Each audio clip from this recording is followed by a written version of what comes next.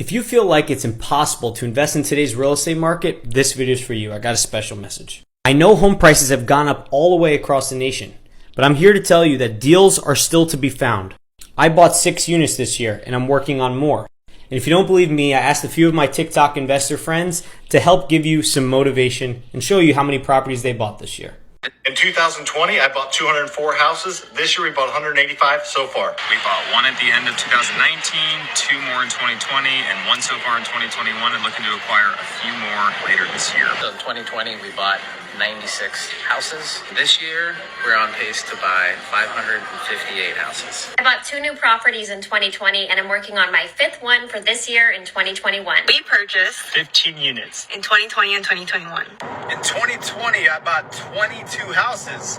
This year, I'm at 9 houses. In 2020, we acquired 23 properties, and in 2021, so far, we acquired 24 properties. All of us live in different cities, have different amounts of properties, have different levels of income. But we're finding ways to find deals. And I'm not going to lie, it's going to be a little bit harder for you as a beginner. It might take more work, but don't let the market hold you back from your dreams.